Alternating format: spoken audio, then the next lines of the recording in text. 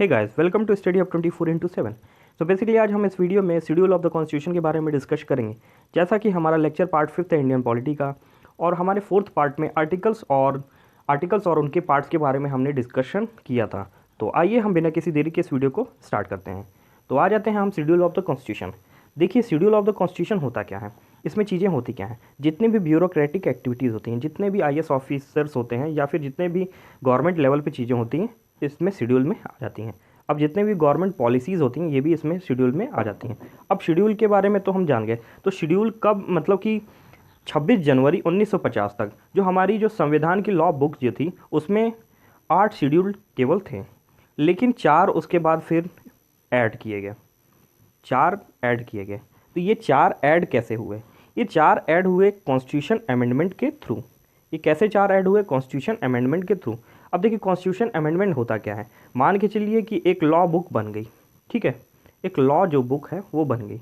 अब बुक में कोई भी चीज़ को हमको फिर से उसमें डालना है, या फिर उस चीज़ में से इरेज करना है, निकालना है, चीज़ों में से निकालना है। तो हम करते क्या है? कॉन्स्टिट्यूशन अमेंडमेंट करते हैं। हम करते क्या है? कॉन्स्टिट्यूशन अमेंडमेंट करते हैं।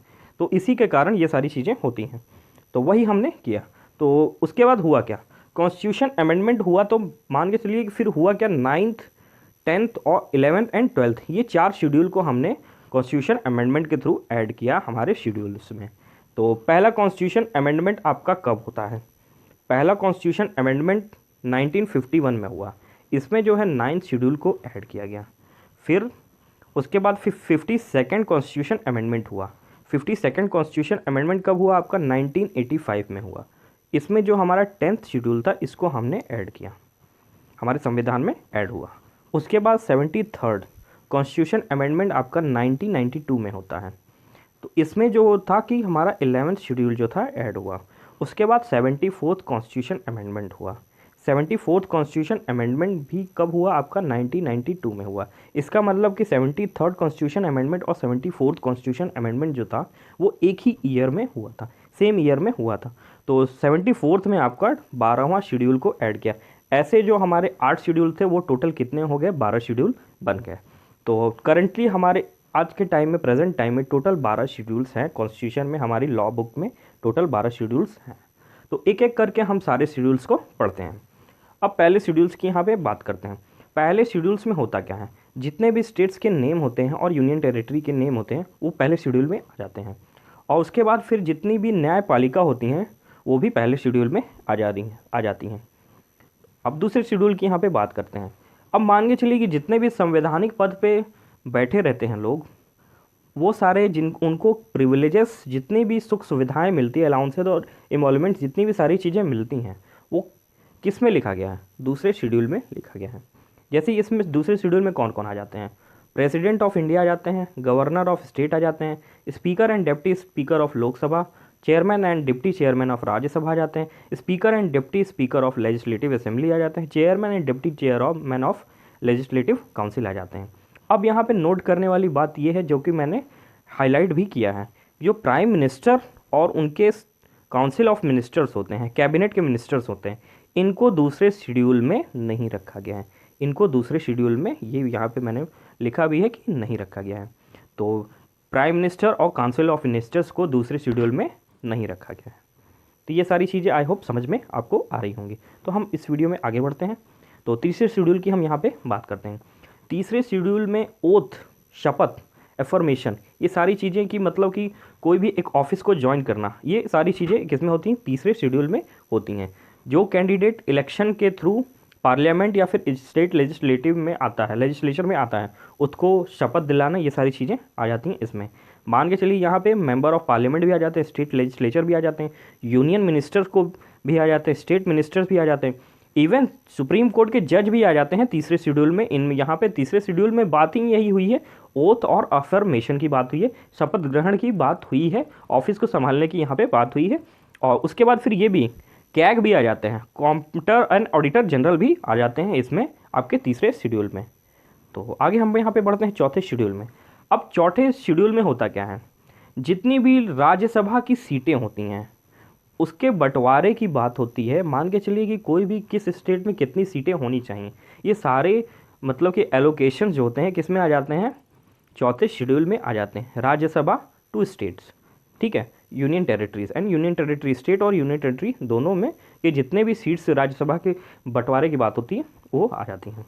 तो आगे हम यहाँ पे बढ़ते हैं 5वें शेड्यूल के बाद। तो 5वें शेड्यूल में दिया गया है provision for administration and control of schedule areas and tribes. जितना भी मान के चलिए कि अधिकार, एडमिनिस्ट्रेशन और कंट्रोल दिया गया शेड्यूल एरियाज और ट्राइब्स को, वो सारी चीज़ें किस में आ जाती हैं 5th शेड्यूल में। प्रोविजंस का मतलब अधिकार होता है किसमें, एडमिनिस्ट्रेशन एंड कंट्रोल का schedule areas and schedule tribes में। अति पिछड़ी जनजाति जो एरिया होती हैं वहाँ के लिए शेड्यूल 5th दिया गया है। अब शेड्यूल 6th की बात यहाँ पे हम करते हैं। अब शेड्यूल 6th में होता क्या है, शेड्यूल 6th में प्रोविजंस, इसमें भी अधिकार की बात होगी, स्पेशल स्टेटस की बात होगी। जो मान के चलिए कि यहाँ पे 4 ट्राइबल एरियाज़ हैं, असम, मेघालय, त्रिपुरा एंड मिज़ोरम। ये जितने सारे ट्राइबल एरियाज़ हैं इनको स्पेशल स्टेटस दिया जाता है, तो ये सारे शेड्यूल 6th में आ जाते हैं। इसमें होता क्या है, मोर डिसेंट्रलाइजेशन। मान के चलिए कि स्टेट के पास जो पावर होती है वो ज़्यादा होती है, पावर जो होती है वो ज़्यादा होती है कंपैरिजन टू यूनियन।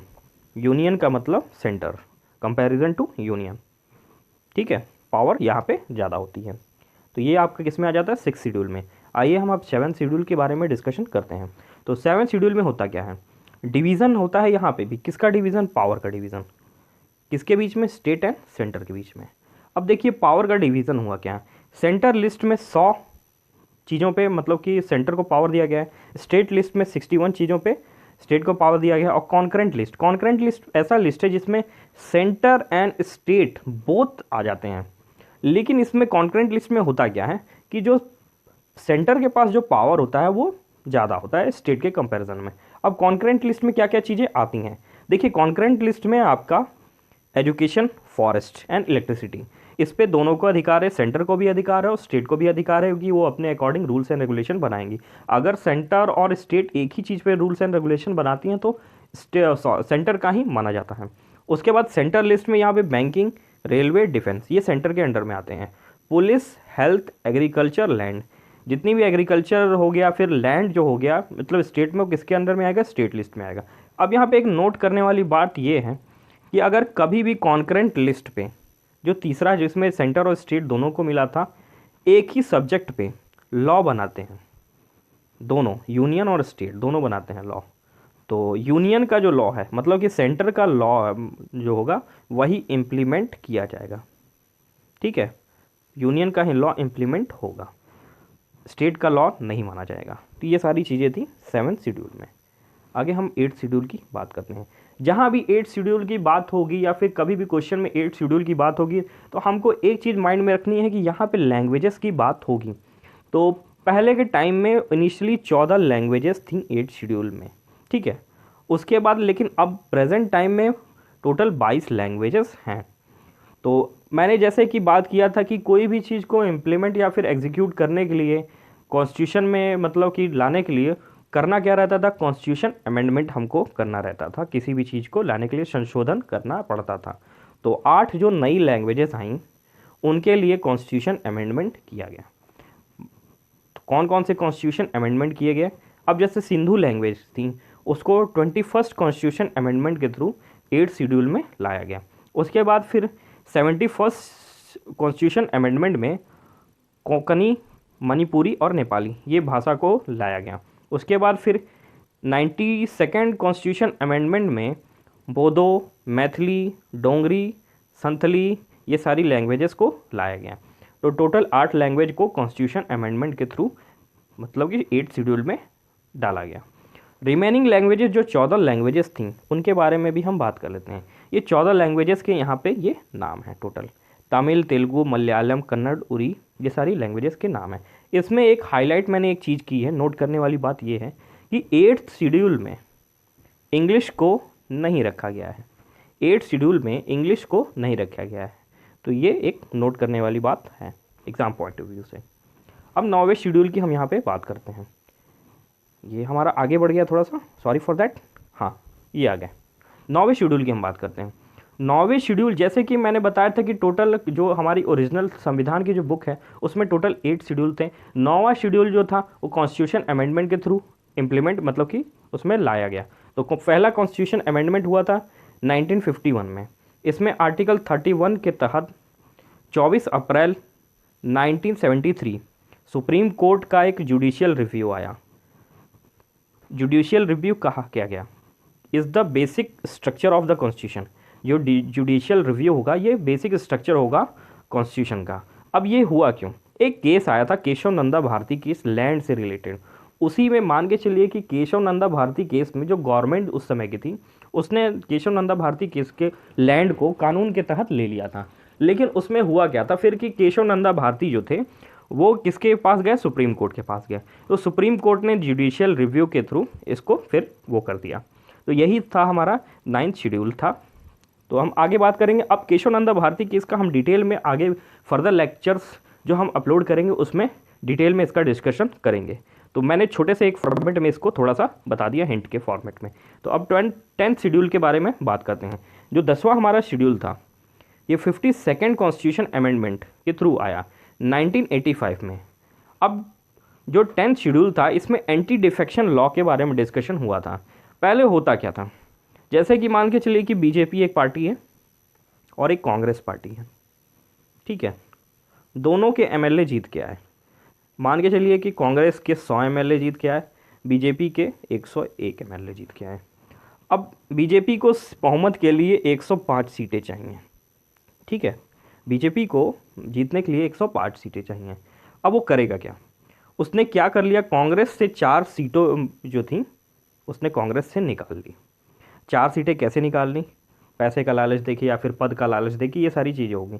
तो ये सारी चीज़ें शुरू में मतलब कि स्टार्टिंग में ये सारी चीज़ें ईजिली हो जाती थी। तो इसी सब को ख़त्म करने के लिए, ये सारी चीज़ों को, हॉर्स ट्रेडिंग को ख़त्म करने के लिए एंटी डिफेक्शन लॉ को लाया गया जो कि 10th शेड्यूल में था। अब ये 10th शेड्यूल में एंटी डिफेक्शन लॉ कब आया, 52nd कॉन्स्टिट्यूशन अमेंडमेंट 1985 के थ्रू आया। इसमें किया गया कि जो मेंबर होंगे पार्लियामेंट के उनको डिस्क्वालीफाई कर दिया जाएगा। हालांकि इसका कोई ज़्यादा रोल मतलब कि कोई ज़्यादा इसका नहीं लगा एंटी डिफेक्शन लॉ का, वैसे भी हॉर्स ट्रेडिंग लोग कर ही लेते हैं अभी भी। अब से 11th शेड्यूल की हम बात करेंगे। 11th शेड्यूल जब आया था, अब 11th schedule 73rd constitution amendment 1992 के थ्रू आया 11th शेड्यूल, ठीक है। अब इसमें हुआ क्या, इसमें मान के चलिए कि जो गांव में पंचायत होती थी, सरपंच होते थे, मुखिया होते थे, इनको एक संवैधानिक ढांचा दे दिया गया। मान के चलिए कि इनको स्टेटस एक दे दिया गया कि ये हाँ ये भी एक संविधान में स्टेटस में आ गए। तो इसमें 29 सब्जेक्ट लिस्ट जो थी बनी थी, इस पर इनको संवैधानिक स्टेटस दे दिया गया। उसके बाद फिर 12th शेड्यूल पे बात करते हैं हम यहाँ पे। 12th शेड्यूल पे यहाँ पे ये होगी कि जैसे कि छोटे छोटे जैसे सिटीज़ में गली गुच्छे में हो गए जो रोड्स बनाते हैं उसको क्या कहा जाता है, म्यूनसिपैलिटी कहा जाता है, जो रख रखाव करते हैं। मान के चलिए कि अगर स्टेट में कोई सीएम है तो वो एकदम गली में तो देख नहीं पाएगा, या फिर कोई भी चीज़ें होगी विधायक तो जा नहीं पाएगा, उसी के लिए म्यूनसिपैलिटीज़ को बनाया गया और इसको कॉन्स्टिट्यूशनल स्टेटस दिया गया 12th शेड्यूल के अंदर 74th कॉन्स्टिट्यूशन अमेंडमेंट 1992। इसमें टोटल 18 सब्जेक्ट लिस्ट जो थी स्टेट की बनी थी। तो ये था हमारा पूरा शेड्यूल जिसको हमने डिटेल में डिस्कस किया। तो आई होप ये वीडियो आपको काफ़ी ज़्यादा पसंद आया होगा। तो thanks for watching this video and हमारे अगले लेक्चर के लिए प्लीज़ हमारे चैनल के साथ जुड़े रहें। तो जय हिंद, जय भारत।